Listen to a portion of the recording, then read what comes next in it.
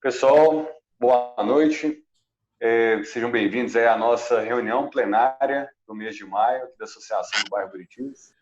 Essa reunião ainda no formato digital, né? Nós estamos aí com essa quarentena, então todas as reuniões da associação estão sendo feitas por meio do Zoom, né? E a gente transmite aqui na nossa página para ir mantendo a nossa tradição aí das reuniões semanais nas terças-feiras. Nós tivemos um problema técnico aqui de conexão e por isso a gente começou com alguns minutos de atraso, mas está tudo certo. Então, quero dar boa noite aí primeiro, para a gente começar, para os nossos diretores presentes. Então, boa noite, Rose. Boa noite, Braulio. Boa noite, Rômulo. Tudo bem com vocês? Tudo ótimo. Rômulo, boa noite também. Boa noite, Rose, Braulio, você de casa que está nos assistindo aí. Não, maravilha. Bem, eu estou só terminando de compartilhar aqui para o grupo do Meu Bairro Buritis, que é um grupo parceiro nosso aqui, e sempre transmite as nossas reuniões em conjunto, então falta só fazer essa última configuração aqui. Enquanto isso, Rose, como é que ficou o reparo da Avenida Senador José Augusto? Foi concluído? Bom, foi concluído, ficou um espetáculo. A obra demorou em torno de uns 15 dias, mais ou menos. Teve um recapeamento muito profundo, tipo daquele da Mário Werneck, que aconteceu. Eles fizeram a mão que sobe e a mão que desce também. Parece um tapete. Está muito bom, a gente está muito satisfeito aqui, todo mundo feliz e agradecido com mais essa etapa de recapeamento do bairro, né? Ficou excelente, está muito bom mesmo. É importante que essa ação ela deu por causa das chuvas de janeiro, né, que estragaram a cidade em vários pontos, né, no Buritis também não foi diferente. E a gente aguardou, né, que, obviamente uma fila de coisas a se fazer, mas o Buritis tem alguns problemas ainda que não foram corrigidos. Entre eles, havia aquela pracinha em frente ao Rancho Fundo, né, bem na saída ali que a enxurrada arrancou uma parte do passeio do canteiro. Ali em frente também a curva da José Rodrigues e Mário Werneck, aquele triângulo ali em frente ao supermercado Verde Mar, também tem que ser corrigido, ainda não foi, né? E alguns desmoronamentos em área verde, que eu acho que também não vai ser feito nunca, né? Talvez não seja o caso. Para esse do Verde Mar aí, Braulio, para esse do Verde Mar eu abri um chamado, tá? Bati porta e abri chamado, já tem tempo. Não, pois é, todos tiveram chamado, sabe? Mas a gente não viu ainda a ação, né, do pessoal para finalizar essas pendências, né? Eu acredito que algumas ruas com uma destruição maior, com buracos mais longos, a rua praticamente destruída, talvez tenha sido a prioridade da SUDECAP para poder estar depois indo para esses pontos menores, né? Talvez seja isso. Perfeito. Com relação a outra novidade também, né? O pessoal até já está, o Mauro Lúcio está comentando aqui na nossa live, que é a questão da finalização da escadaria ali da Rua Juruena. Então, mais uma conquista do bairro, né? A gente precisou funcionar muito o encaminhamento de uma solução. Seria muito bacana se tivessem conseguido abrir ali como rua, mas não foi a forma que a prefeitura preferiu finalizar, mas o importante é que pelo menos qualifica o local e põe ele apto a ser utilizado pelas pessoas. Esse assunto específico da Rua Juruena também nos reforça uma demanda antiga da associação que é relativa às travessas do bairro Buritis, porque o loteamento, quando foi feito, ele colocou em vários pontos ruas de pedestre. E essas ruas de pedestre nunca foram implantadas. Quando era só terreno, quando era lote, você não percebia isso. Mas agora que o bairro está praticamente todo construído, essas travessas ficam muitas vezes mal cuidadas, né? E eram muito importantes para servir aos pedestres, porque como os quarteirões são muito grandes, para você diminuir o caminhamento da pessoa até chegar nas vias principais, principalmente nas linhas de ônibus, era fundamental ter acesso a essas travessias, essas travessas. Nós temos no bairro 14 travessas e elas precisam de ser realmente colocadas aptas ao uso. Então, a gente espera aí que a prefeitura também tenha um olhar sobre essa necessidade e que isso aí seja colocado em pauta para posterior implantação. Né? Aliás, esse assunto de travessas, né? O Rômulo bem conhece também, né, Rômulo? É um dos assuntos que conecta ali também aquela região ali da Rua Consulvão, né?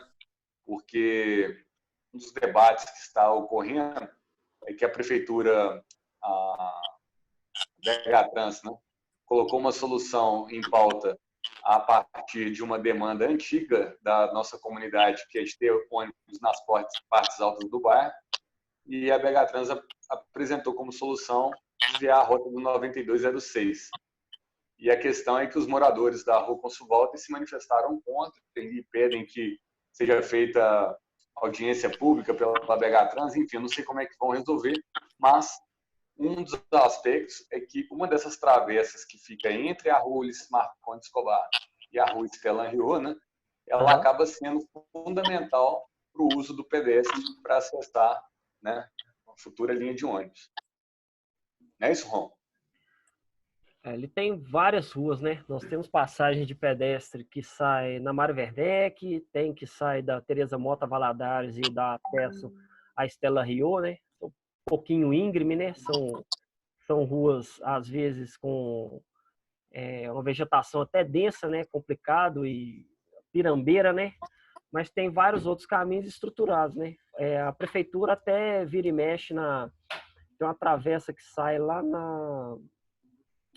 na Maria Reobuto Surete, que o pessoal vira e mexe, limpa, né? Faz a parte de capina, tem uma parte ali que tem uma escadaria, tem uma queda d'água lá para que sai da rua, que chega na rua de baixo, que sai lá na Maria Reobuto Surete, então o pessoal utiliza ela muito. E a parte mais alta, igual você falou, que devem ser alocados ali pontos ali para o desembarque, embarque ali do 9206, caso venha a ser implantado, né? Nós esperamos que sim, pelo menos eu espero que seja implantado, né? Que vai ser importante o pessoal sair para aquela parte mais alta ali, né? Tá certo. O Paulo Gomide entrou aí agora. Perfeito. Boa noite, Paulo. Seja bem-vindo à nossa reunião. Mas eu queria avançar um pouquinho mais sobre essa questão. O Conselho Regional de Transporte, nosso representante é o Rômulo Belfort, nosso vice-presidente, e o CRTT ficou parado aí durante esses meses de pandemia. Tem previsão de retorno, Rômulo? Ainda não. O último ofício que nós recebemos foi um despacho que seria para a reunião do mês 4, né, que acabou não ocorrendo.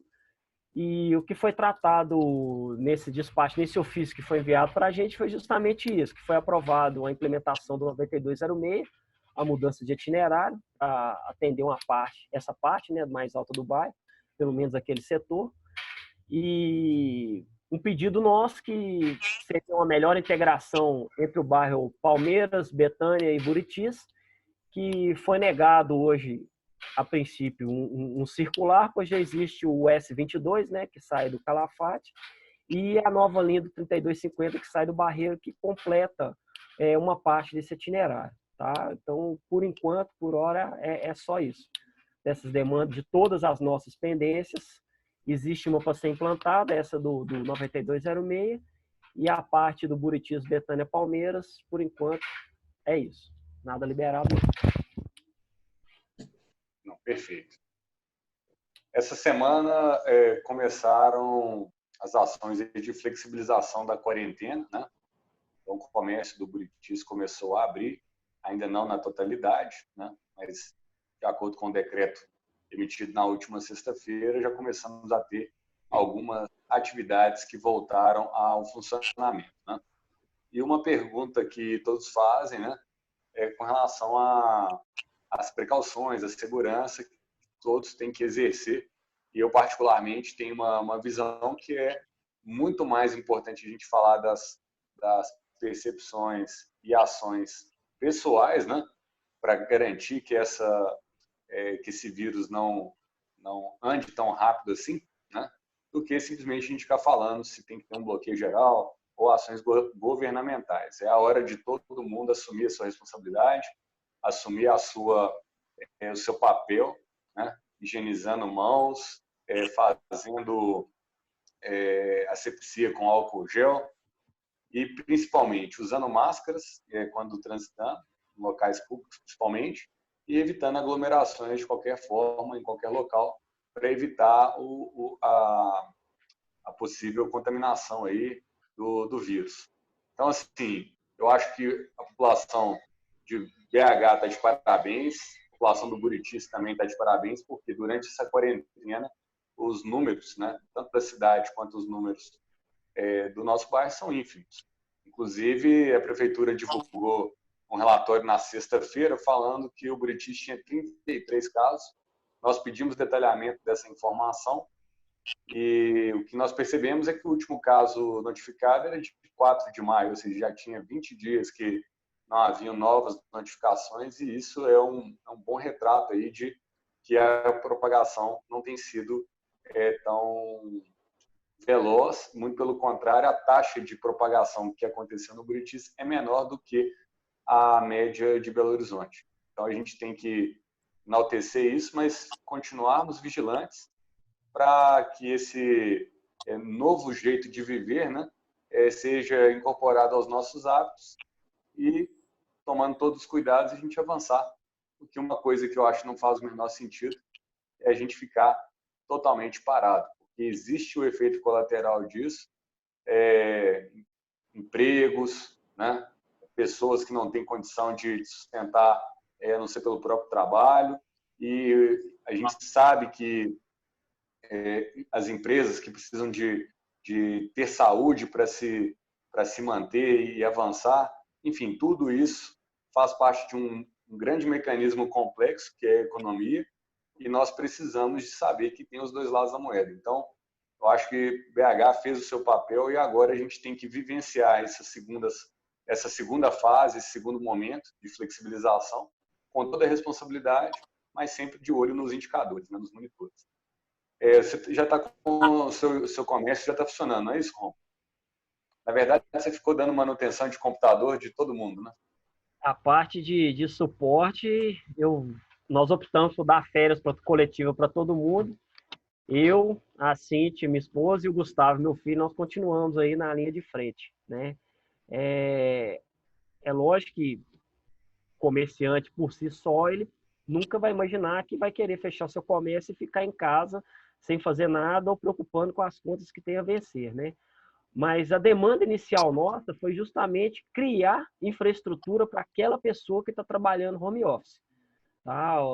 Nós vimos o desespero no bairro das várias pessoas que nós atendemos, foi justamente isso.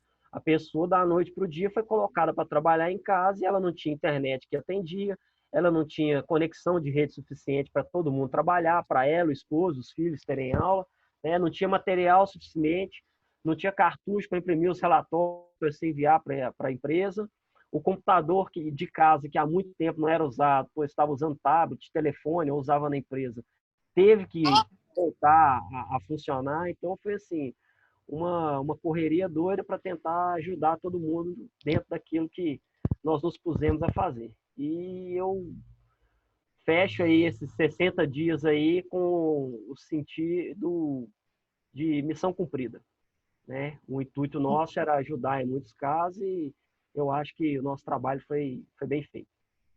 Bacana, viu, Romulo? Parabéns. Tá? Ô, Braulio, só levando um pouquinho para essa parte que você falou aí que Belo Horizonte está de parabéns, eu acho que o estado de Minas, no geral, virou referência até para o Brasil, né? Eu tenho andado escutando muito jornal de São Paulo, da região, aí, os principais meios de notícia, não rádio funerária, mas comentando sobre o comportamento de Belo Horizonte, como é que nós nos portamos aí. Então, assim, Minas verdadeiramente foi referência. Tanto é que muitas cidades foram flexibilizadas, né, para voltar a funcionar, porque não tinha nem sequer um caso, né, nem suspeito. Então, eu acho que nós sofremos um pouco menos, até talvez pelo índice turístico nosso, né? Nós comentamos em outras reuniões aí que o índice do carnaval no Rio e São Paulo é absurdo, né? Turista do mundo inteiro, do Brasil inteiro. E o nosso carnaval de Belo Horizonte foi mais localizado, né? Eu acho que quem teve problema, às vezes, quem viajou, quem foi para fora do país aí acabou voltando doente, né? Mas Rio e São Paulo e Recife, lá no norte, foi cabuloso. Infelizmente, Ô, Braulio, sua imagem mudou aí. Pausado o vídeo. Desculpa aí se eu tive... 10 anos, mas... O Paulo também podia fazer esse comentário, Paulo. O que você achou aí desse momento da flexibilização? Bom, eu acho que antes tarde do que nunca, né? Eu sempre tive uma posição muito crítica em relação a essa forma que o prefeito adotou para a cidade. Inclusive, ele fundamenta muito falando que é baseado na ciência, tem uma equipe de tecnologistas e de especialistas, mas muito me surpreendeu que nenhum deles leu o boletim com o protocolo publicado em março, dia 11 de março, pela própria Sociedade Brasileira de Tecnologia, em conjunto com a Associação Médica Brasileira. Agora, se essas entidades não têm credibilidade junto ao Comitê de Crise e da pandemia em Belo Horizonte, muito me espanta. Uma outra coisa que me espanta bastante é a Caixa Preta da BH Trans receber milhões de reais e, ao mesmo tempo, os ônibus sumirem da cidade, onde os trabalhadores, em vez de ter mais ônibus vazios para não correr risco de contaminação, passaram a ter menos ônibus lotados e botando em risco a contaminação. Onde está o cuidado do prefeito nisso aí? Me surpreende mais ainda. Você fala abriu o Mercado Central. Uma semana antes dele abrir, eu já tinha entrado e saído do Mercado Central, que como eu fiz. Me surpreende mais ainda. Vou abrir o shopping hoje com barracas um dia, barra outro. O shopping hoje, metade das lojas funcionando, vai estar bem cheio. Os corredores são cheios também. E me surpreende que os shoppings de corredores largos e de um segmento de comércio não tão popular, que também não chama tantas pessoas assim, não podem abrir.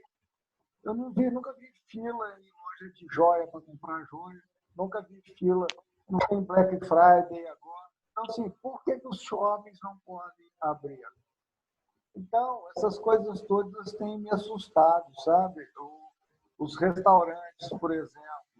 Por que eles não podem funcionar com 50% com as mesas afastadas? Por que decretou estado de calamidade em Belo Horizonte? Nós não temos problema de violência urbana, nós não temos problema de falta de leite, nós não temos problema de falta de UTI, nós temos problema, sim, de falta de insumos em alguns hospitais. Em vez de equipar os hospitais que já estão funcionando e melhorar correr risco dos profissionais se contaminarem, estão fazendo um hospital de campanha, estão fazendo o diabo a quatro. Eu, sinceramente, eu quero crer que eles estão equivocados. Que eu não quero falar o que eu penso. Eu acho que estão fazendo uma farra com esse dinheiro. Espero que eles paguem por isso, porque não tem nada que caracterize estado de calamidade em Belo Horizonte. Já até estava conversando agora mesmo com um conhecido meu, ele é assessor de um vereador, onde eles estão querendo colocar mais auxílio de um salário mínimo para um segmento específico, às expensas do contingenciamento, que é o dinheiro que não existe, lastreado no fato de ter decretado estado de calamidade pública. Eu só lamento que nós estamos numa situação assim, né? Não minimizo nem um pouquinho a necessidade de ter todos os cuidados que o Prol já falou, todos já falaram. Temos que ter cuidado, sim, nós não podemos ser irresponsáveis, mas, infelizmente, o dano está feito. Nós vamos ver a consequência disso. E só posso lamentar que nós perdemos mais uma década.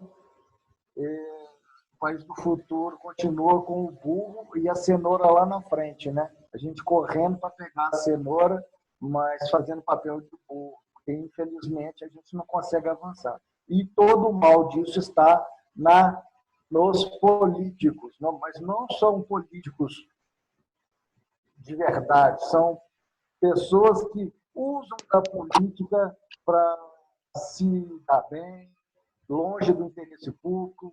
Eles querem... Vamos lá na Câmara Municipal. Desculpa que eu falo demais nisso, vocês já estão acostumados. Vamos na Câmara Municipal. Alguém já fez alguma pesquisa dentro da Câmara Municipal se aquela turma toda que está lá dentro registrada trabalha? Trabalha onde? Produz o quê? Faz o quê? Para que o vereador precisa de 2 carros? Se ele é um só? Então, assim, não é... Tem tanta coisa atrapalhada. O que eles estão trazendo de real que converge com o interesse da sociedade? No foco a educação de qualidade, assistência básica de saúde, a trazer o ambiente de Belo Horizonte ser mais promissor, mais amistoso para as pessoas investirem. Ele faz tudo ao contrário. Tudo ao contrário.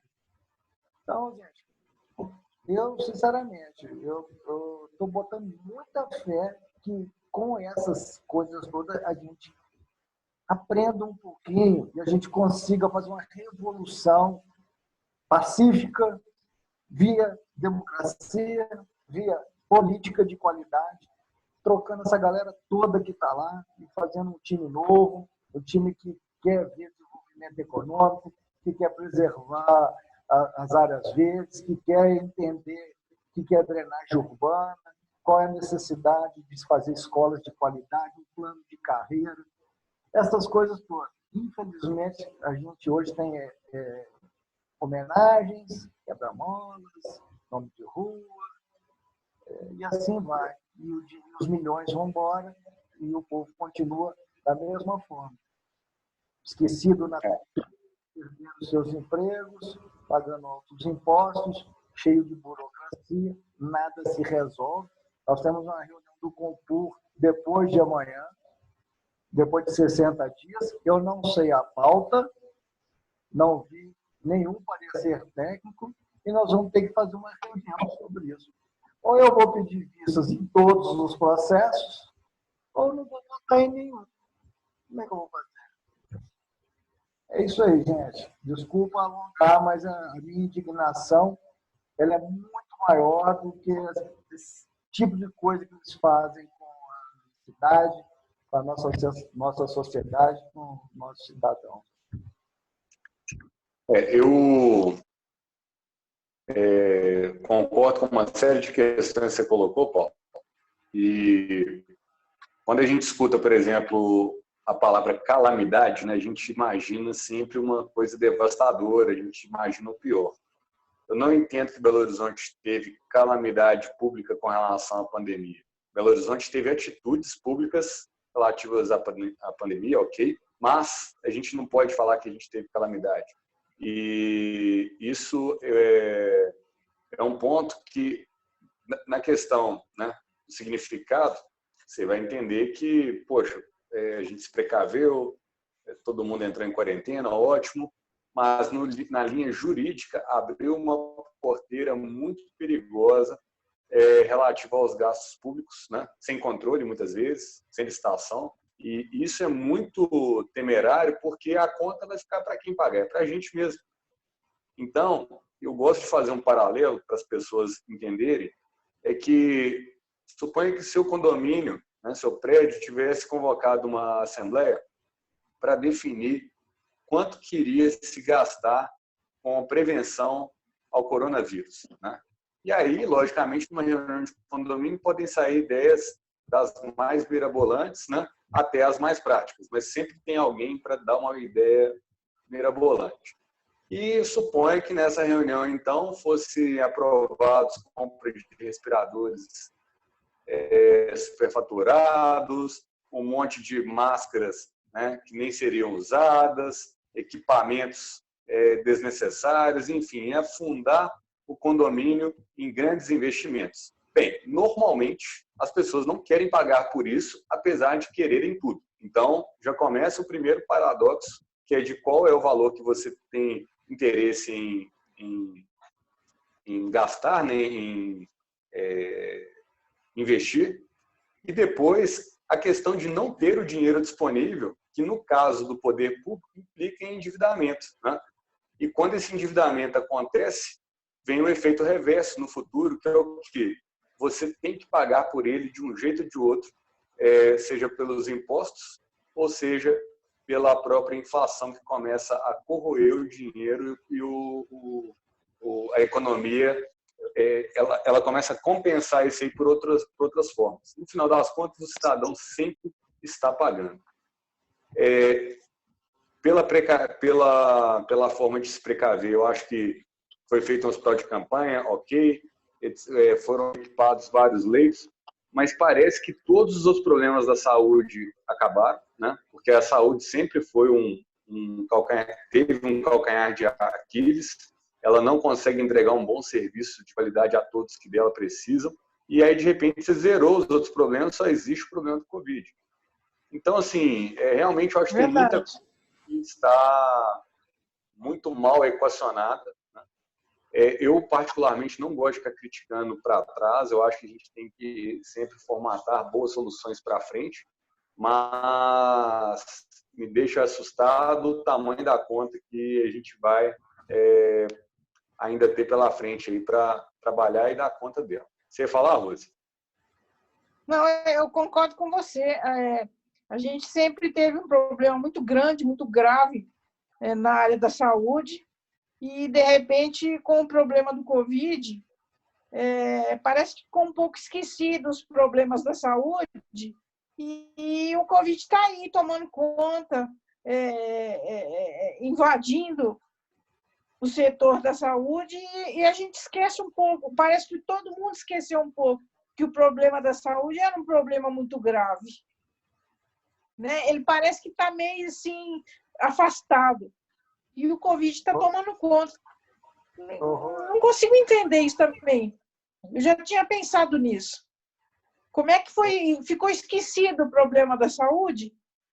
Ou eles estão tratando a saúde agora com um pouco mais de atenção por causa do Covid? O que aconteceu, na verdade, com o problema da saúde? Eu não consigo entender. Pois é. Só uma observação. Só ver se eu consigo contribuir com os esclarecimentos para hoje. É porque a gente nunca discutiu muito saúde pública no Brasil, né? Como a gente também não discutia política, como a gente não discutia STF, a gente não discutia absolutamente nada, a gente não sabia de nada, né? Eu só tenho Covid porque a mídia só fala em Covid. Eu tenho uma informação que ela não é oficial, é uma informação oficiosa, que na região metropolitana de Belo Horizonte, nós temos, em média, 20 homicídios por semana. Eu não vi ninguém falando, ó, fique em casa para você não tomar tiro. Se você precisar sair para ir ao supermercado, ir à banca, não esqueça de usar o colete à prova de bala. Né? Então, nós temos vários problemas que não estão na pauta. A pauta é o que a mídia quer te vender. E o que quer te vender está dando um estado de calamidade pública no país inteiro. E politizaram a discussão e o pavor levou as pessoas a perder uma parte importante da razão. Então, Paulo, é difícil... A mídia quer vender sim, Paulo. A mídia vendeu, Quantos prefeitos fizeram cova aí? Abriram cova, compraram caixão, hein? A mídia quer vender sim. Nós vamos ver aí os prefeitos aí, governadores agora respondendo diretamente, tá? Pela responsabilidade fiscal, Ministério Público, tá? Vamos ver as cobranças aí, as câmaras de vereadores que são corretas, os deputados estaduais e federais cobrando os seus governadores o dinheiro que foi gasto à toa, o meu dinheiro, o seu dinheiro, o dinheiro da população. A mídia quer isso, quer publicidade. Tá? A desgraça gera fundo para esse bando de vagabundo que está metendo a mão no nosso bolso. Tá? O que o governo tentou economizar esse tempo todo aí, ó, nós estamos vendo a farra do dinheiro público aí, das compras sem licitação. É isso que a mídia quer. Tá? A mídia quer a desgraça total da sociedade.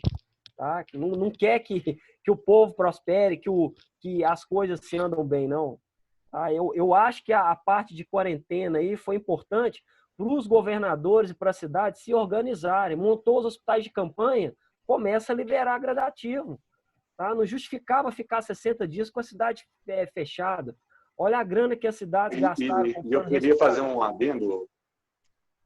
Que, além de ficar 60 dias sobre a quarentena, em 60 dias, coisas básicas que nem implicariam em gasto de dinheiro, eles não conseguiram organizar. Por exemplo, informação. A gente pediu a relação de informação, a prefeitura não consegue saber onde as pessoas, de fato, contaminadas, moram. Não sabe a data. Mas não consegue, brother. Aqui, quem paga o salário desses caras somos nós, Eles estão um pouco se lixando para a população. Faz o discurso político lá, falando que está precavendo a vida, ganhando a vida, mas o salário deles pergunta qual deputado, qual senador, qual vereador, qual prefeito que abriu mão do seu salário em prol da sociedade e melhorar a saúde para o próximo.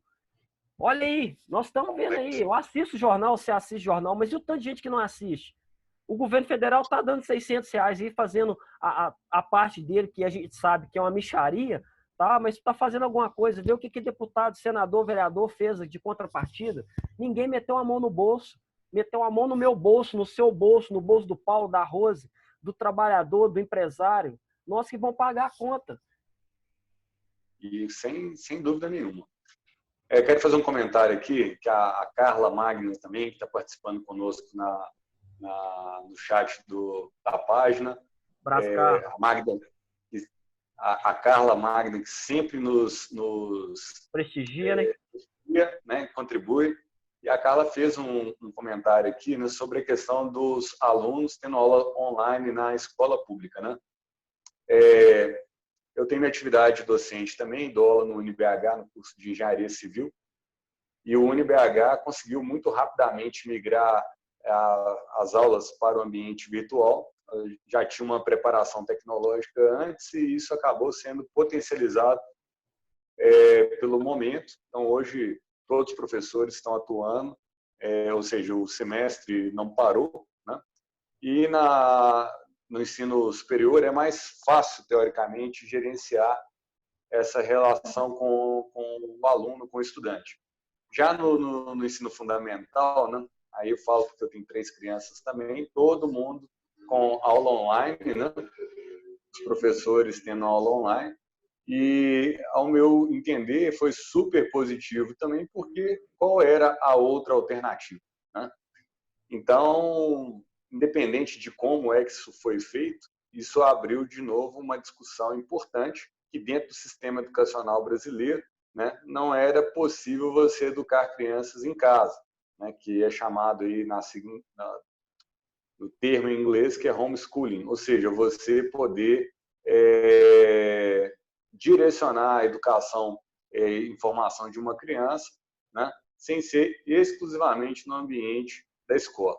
Bem, eu acho que não, a gente não deve ir nem ao extremo nem ao outro, mas eu vejo hoje, infelizmente, muitas reações corporativistas que, ao invés de entender que já existe um problema, né, problema real, problema acontecendo, e que uma das soluções, de fato, é você criar uma plataforma online para educação, e muitos professores sendo contra. E aí a discussão está sendo que se todo mundo deve adotar o mesmo patamar, que é de não ter aula, né, enquanto você não conseguir se nivelar 100% da sociedade. Eu acho isso aí uma bobagem. Eu acho que a gente tem que criar soluções. E uma das soluções que eu escutei e que foi fortemente repreendida por vários do segmento educacional é de transmitir as aulas para quem não tem computador e para quem não tem internet, transmitir via TV, por exemplo, na televisão pública, no caso nosso aqui em Minas Gerais, pela Rede Minas, seria uma alternativa para criar interação com essas crianças, porque não tem jeito. Se você está em quarentena, o cérebro não para de pensar e as crianças precisam de direcionamento a todo momento. A gente não pode parar por causa disso. Então, esse momento, para mim, eu vejo que é um momento de repensar soluções, repensar meios, né? E a gente já virou a página agora para uma economia de baixo contato, né? Ou seja, você não vai falar mais em situações de grande aglomeração, você não vai falar mais em situações de, como se diz, não vai ser nunca mais a mesma coisa. Usar máscara, falar que não é ruim, e assim vai. A gente virou uma página mesmo, Braulio, de um mundo diferente.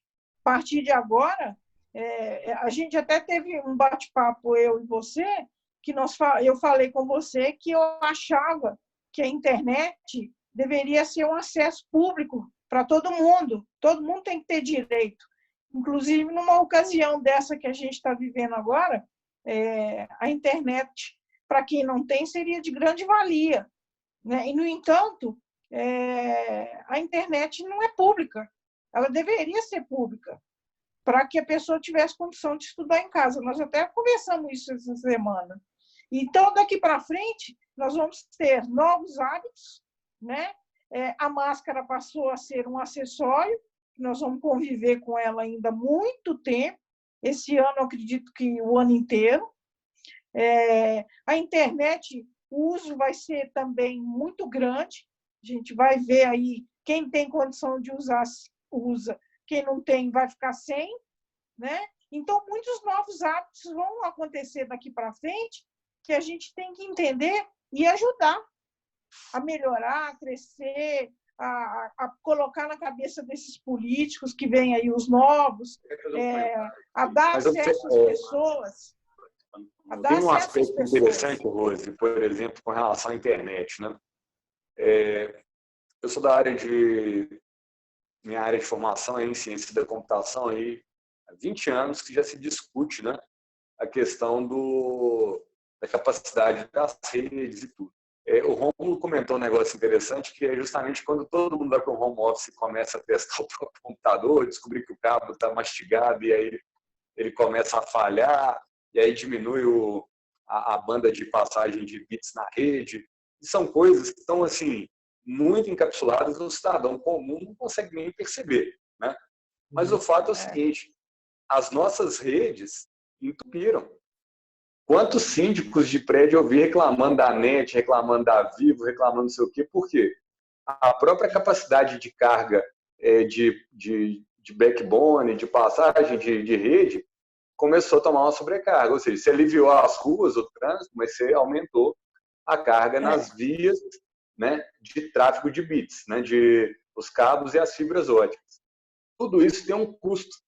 Tudo isso tem preço, né? Você não consegue implantar infraestrutura sem investimento.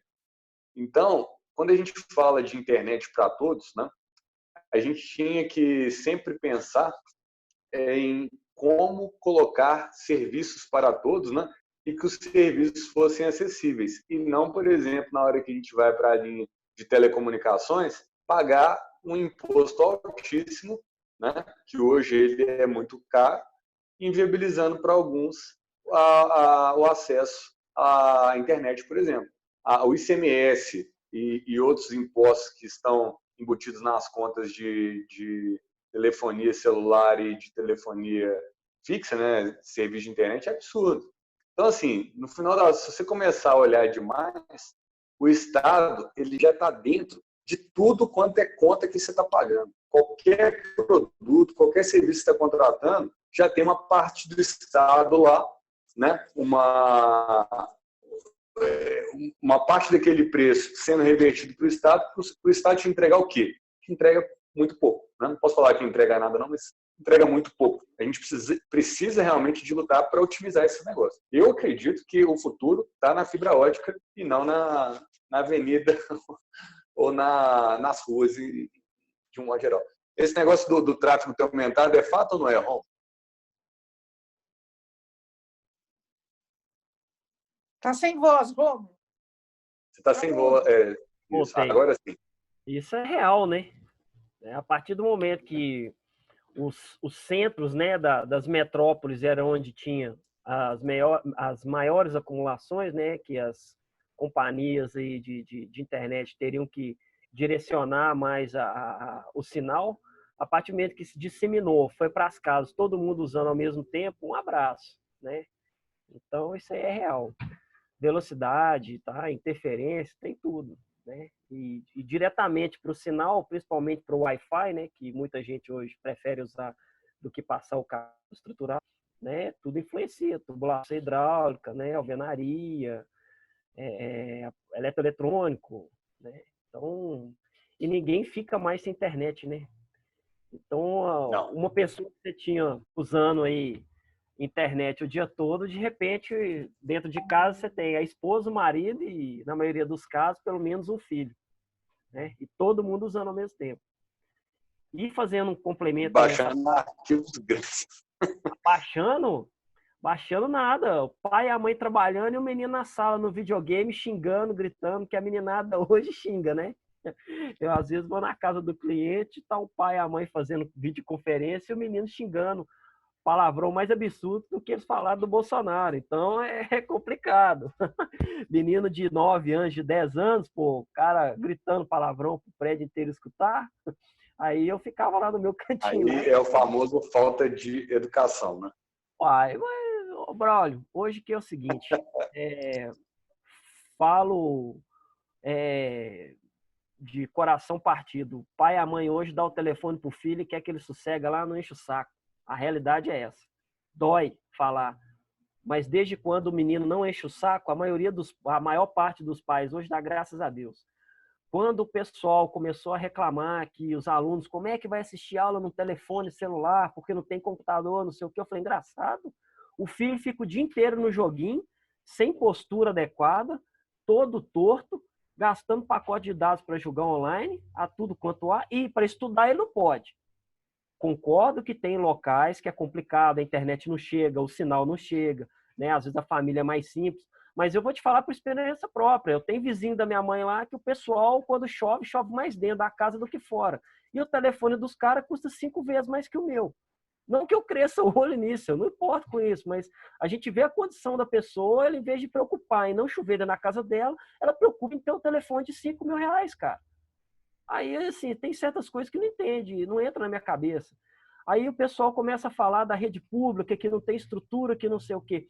Eu tenho professores que são amigos meus da rede pública, que quando a escola particular começou a lançar aula, o planejamento do ano já estava pronto. Era só o portal do Estado liberar para eles subirem com as matérias e o pessoal começar a fazer essa aula online. Tá? E o que aconteceu? Professores que professores que são opositores do governo, tá? Junto com a deputada estadual que os representa na nossa Assembleia, entraram na Justiça junto ao Ministério Público para embargar o governo de começar a liberar a aula. Aí o que acontece? Vira um angu de caroço, porque nós falamos isso na última reunião, os alunos de escola particular estão tendo aula. E escola pública está sendo prejudicada porque meia dúzia de professor quer anarquia. Eles querem insolvência total do governo do Estado. Eles não estão preocupados com a população, com o povo. Eles estão preocupados com a ideologia deles. Tá? E isso, para mim, é o crime maior. Toca o barco. Ok. Você ia falar? Eu queria falar Paulo, um negócio pode falar, sobre Paulo. a questão da internet. A gente tem muita demanda, né, no país, né? Nós temos várias carências. Seja a internet talvez não seja a principal, mas a gente tem que ter a capacidade e a tranquilidade da gente começar a pensar onde a gente quer chegar. E a gente tem que traçar um caminho de como chegar. Nós não temos um país perfeito, né? Para falar a verdade, nós somos um país repleto de defeitos, né?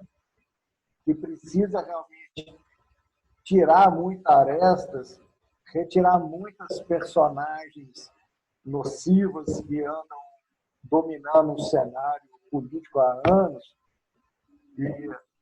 Então, a gente precisa realmente fazer uma reformulação disso.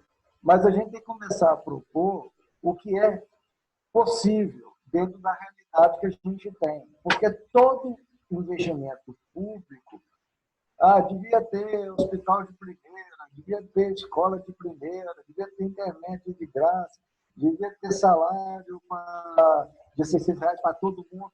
Isso tudo custa realmente muito dinheiro e alguém tem que pagar. E ninguém não sai dinheiro sem produção, sem desenvolvimento econômico, sem impostos, sem consumo. Então, quando muita gente fica achando que o governo pode imprimir dinheiro, o governo tem obrigação de pagar, nós somos o governo. Nós é que somos que fomentamos. Ou você acha que aquele doutor lá que bebe vinho e come lagosta lá com 30, não sei quantos assessores no STF, que acham ruim quando fala que eles são lixo, a maioria é lixo mesmo, tá? Todo mundo já viu, a mídia já mostrou, eles mesmos ficam digladiando entre eles no nível baixíssimo, não deveriam nem estar, lá já deviam ter sido caçados, né, por falta de decoro, né? Falam mal dos outros, mas não olha o próprio rabo. Quem é que está pagando isso? Somos nós, somos o próprio pobre ali da periferia, que cada arroz que ele compra é 30% de imposto, ele compra o feijão é 20% de imposto. E aí, gente, depois o pobre não paga imposto, paga pra caramba. Então, assim, o STF, é o Poder Executivo, são as câmaras municipais, as assembleias, inclusive a nossa mineira é uma recordista de privilégios e de gastos, e ninguém fala nada sobre isso. Eu falei recentemente, em 2018, o absurdo que é.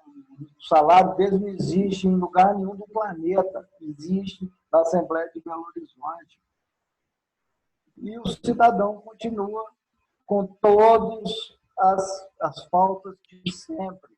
Quando se fala em hospital com dificuldade, isso não é novo. Quando eu comecei a trabalhar, eu comecei em 77, em 79 eu estava dentro da Santa Casa e eu via o drama da Santa Casa. Muitos anos depois eu fui trabalhar no Hospital Filantrópico lá no bairro de São Paulo. Hoje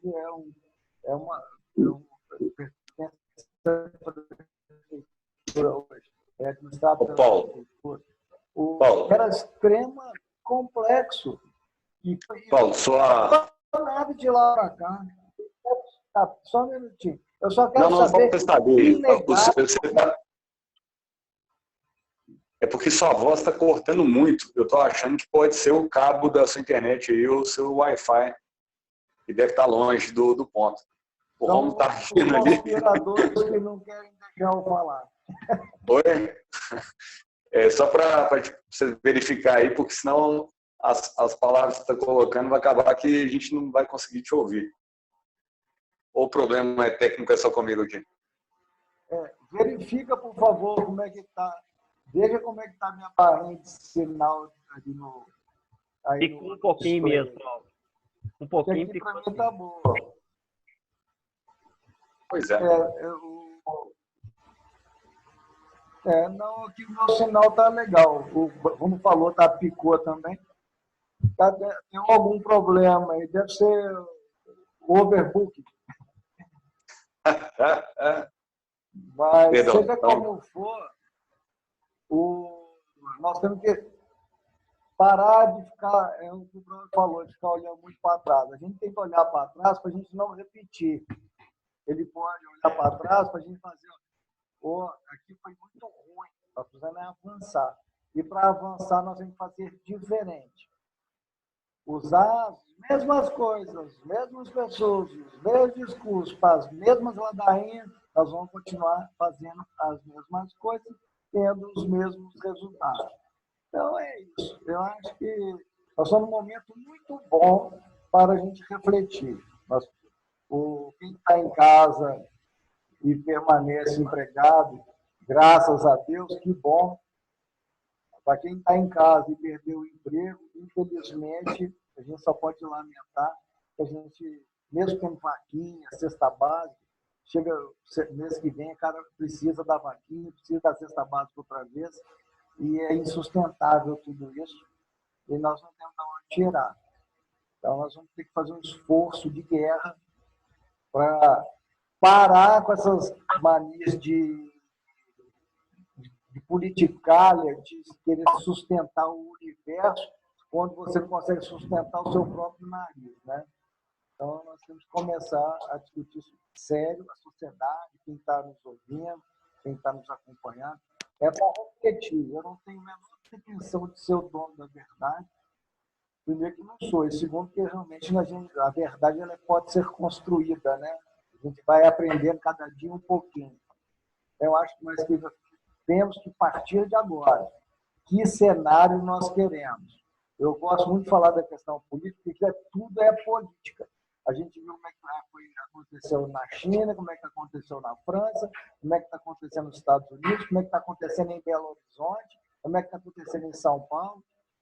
Então, a gente está em Maranhão, né? A gente está vendo como é que as coisas estão funcionando. Então, e é tudo político, que é otorgado. O cara manda fazer. A população ela só é lembrada na eleição. Esse ano tem eleição. Então, nós seremos lembrados. Eu espero que nós não esqueçamos das pessoas que estão caladas, que não estão questionando, que não estão fiscalizando e que não estão denunciando. Que elas recebam o fruto do trabalho deles nas urnas e que a gente saia dessa para melhor. Encerro aqui. Obrigado. Beleza. Pessoal, para a gente encaminhar para o final, eu queria colocar só um último ponto. Primeiro, registrar aqui, né, publicamente, aí, o falecimento da mãe do Jairo, né? O Jairo, que é nosso amigo, né? Parceiro do Francisco. O Francisco comentou que ela faleceu hoje, não está aqui. E nossas condolências aí à família. Então, o Francisco é uma pessoa super atuante. E, inclusive, uma das coisas que a gente colocou na nossa pauta aí para o jornal Folha Buritis, que vai estar aí nessa semana aí com distribuição nas ruas, é que a fiscalização, né, enquanto nós, cidadãos, vigiando aí as questões da prefeitura, não parou, né?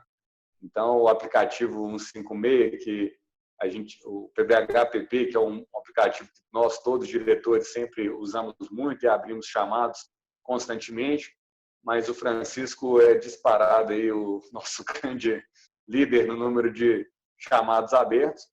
E um dos assuntos que a gente estava abordando é justamente com relação aos cuidados relativos à coleta de lixo. Por quê? Muita gente ainda coloca o lixo fora do dia. Esse lixo à noite, ele normalmente acaba ficando vulnerável a ser mexido por animais. às vezes pessoas vão tentar buscar algum reciclável dentro desse lixo e não o fecham e condicionam devidamente. Vem chuva, vem vento, e se espalha tudo pela cidade, e aí quando a gente chega no dia da coleta, né, já está aquele furdúncio todo, o bairro todo sujo, e isso é péssimo para que você tem que ficar apontando o dedo, né, falando, olha, aqui está errado, aqui está certo, aqui está errado, mas a gente se dispõe a fazer isso também, porque infelizmente muitos dos moradores, muitos comerciantes já foram abordados de uma forma tranquila por nós mesmos. A gente sempre tem feito campanhas divulgando informação que o lixo no Buritis é terça, quinta e sábado, né? Mas as pessoas insistem em fazer errado. O Francisco tem sido um agente muito importante nessa mobilização e eu espero que isso comece a dar resultado. Uma questão que foi colocada por causa da pandemia, né? Se devia ou não multar as pessoas por causa de máscara, se devia multar por causa disso, daquilo. E aí muitos justificam que no Brasil não tem outro jeito não, porque se não for botar na mão no bolso do cidadão, ele não aprende, né? Eu quero crer que não é assim o caminho, porque a gente precisa, na verdade, de ter a abertura de chegar e conversar com as pessoas e não ficar todo mundo fingindo que está tudo bem ou ficando extremamente incomodado com tudo que está ruim, mas não pega e age. Não fala para a pessoa, não vai lá e faz melhor, não dá o exemplo. É igual aqueles grupos de WhatsApp de prédio, né? Para apontar defeito tem um monte de gente, mas na hora de pegar para resolver, né, são poucos. E o cara, o bendito que ainda foi lá para resolver, na hora que ele acaba de resolver, vem um monte de gente para criticar que ele fez de uma forma que não deveria ter feito. Ou seja, só inibe as pessoas de trabalharem pelas coisas comuns, pelas coisas coletivas, pelas coisas públicas. Por quê? Poucos agem, os poucos que agem ainda são criticados, então cada vez menos as pessoas pegam e deixam as coisas para lá. E a gente não quer deixar nosso bairro largado, a gente quer deixar a coisa organizada, tem muito probleminha para resolver, que a prefeitura, infelizmente, não dá os devidos encaminhamentos, né? E a gente precisa de atuar como cidadão, apontando e direcionando aí para que eles façam as correções dos lugares corretos. Ok? Tem algum comentário aqui? Bruno, vocês estão ouvindo? Acho que eu apertei um botão aqui. Espera aí.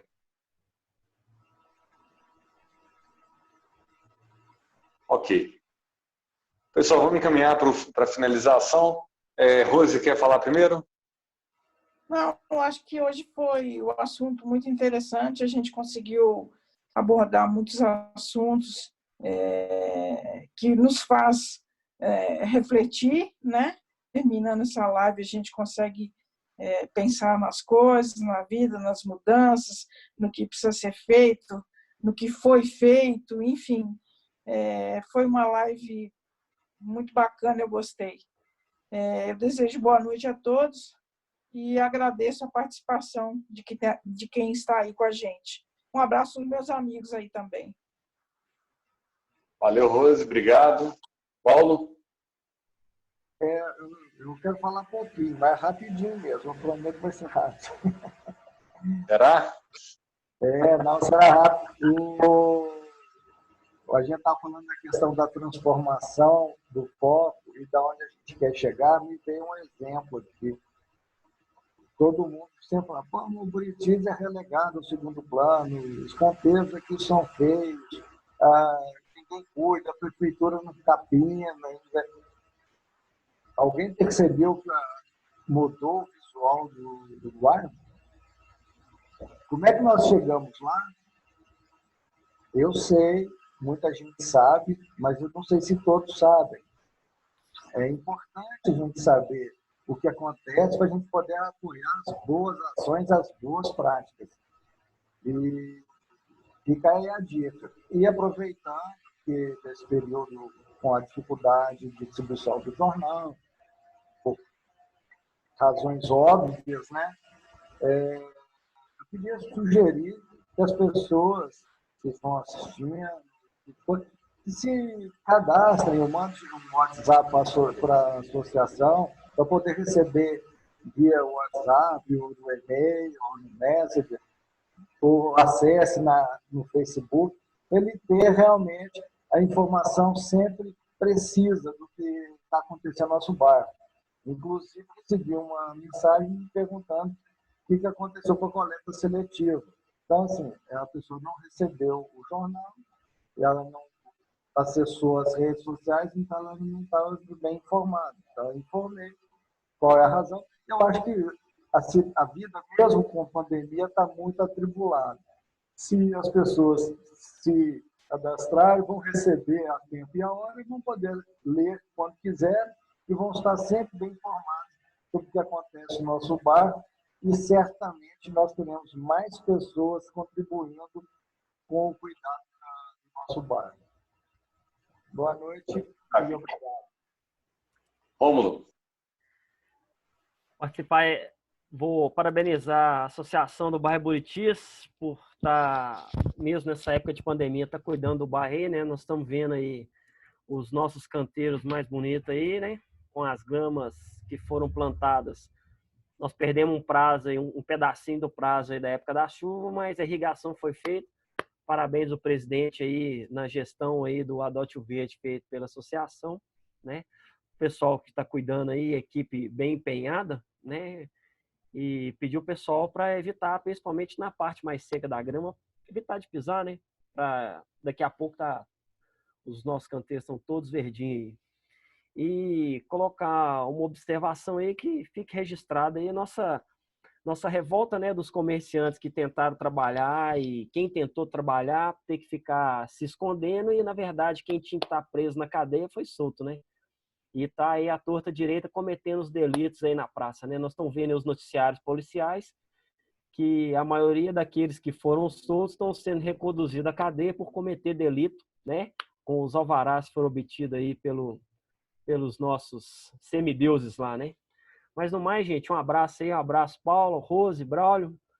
Uma semana abençoada pra gente aí. Tomara que a partir de junho tudo esteja funcionando, voltando ao normal, né? Parabenizar o pessoal do bairro, né? Que todo mundo se encampou aí. Essa semana nós temos recebido o pessoal na loja aqui, todo mundo de máscara, todo mundo se higienizando o máximo possível. Os idosos já estão saindo aos pouquinhos de casa, quem estava com mais medo, né? E mantendo a resistência, né? Quem chega sem máscara, infelizmente, a gente convida a se retirar do estabelecimento e voltar outra hora. Mas acontece. Ou vende a máscara para ele aí, né, Romulo? O cara que leu uma placa de todo tamanho, proibido entrar sem máscara, tá vendo o jornal de um estabelecimento comercial sem máscara, pergunta se você consegue ajudar. A ordem para a turma aqui não é nem vender, tá? A gente está passando a preço de custo. Ah, eu comprei máscara aí na época que estava em falta, a faixa de R$1,50, R$1,60, estão passando a preço de custo, e as máscaras da associação, aquelas que a associação doou aí, ó, para a Polícia Militar, tá? E para a Polícia Civil. Você deixou umas comigo aqui, estão sendo vendidas ao preço de custo da associação, que é R$5. Quem quiser, ó, tá na mão, a Decastro tem. Um abraço, galera. Valeu, Rômulo. Pessoal, então quem quiser uma máscara aí estilizada, só mais bonitinha, é só passar lá na Decastro, pegar lá com o Rômulo lá, é o preço de custo que a gente conseguiu.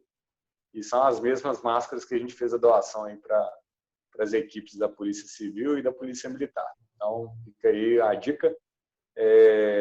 Quem quiser, é só dar um pulo lá na Decastro, na Mário Werneck. Qual que é o número mesmo aí, Rom? 2.392. Aproveitando Mário o jabá Werneck, aí, ó. 2.392, é isso aí. Pessoal, então, para encerrar, convidar a todos aí, cadastrarem o seu e-mail, entrar no nosso site, associaçãobairroburitis.com.br, para receber os nossos informes, o jornal Folha Buritis, principalmente, que é um resumo aí do mês que a gente sempre publica. E é uma forma de você estar antenado com tudo que é feito no bairro. Esse mês de junho é um mês que nós vamos completar 24 anos, vai ser um mês especial para a Associação do Bairro Buritis, onde a gente vai mostrar, né, e apresentar toda essa jornada aí de 24 anos, o trabalho que é feito de forma voluntária e que hoje mostra os seus resultados a partir de tanta interação, tantas requisições, tantas cobranças que a gente faz aí aos órgãos competentes. Muita coisa a se fazer, né? Mas a gente faz isso com gosto, a gente faz isso com carinho, porque o Buritis é um bairro onde a gente mora, onde a gente trabalha e que a gente quer sempre tê-lo da melhor forma possível. Então, boa noite a todos. Buritis foi a primeira, fazendo uma menção honrosa aí, senhor presidente, foi a primeira associação de bairro a divulgar os números do bairro, né? A Associação do Bairro Buritis foi atrás da prefeitura, o presidente foi atrás da prefeitura solicitando os números reais do bairro, né? Não vi nenhuma outra associação divulgar, só os jornais falando algo específico de um bairro ou outro. É isso aí. Então, um abraço, pessoal. Boa noite. A gente vai se vendo aí nas redes sociais e em breve, quem sabe, aí na Mário Werneck. Um abraço a todos. Valeu. Boa noite. Tchau. Valeu. Tchau.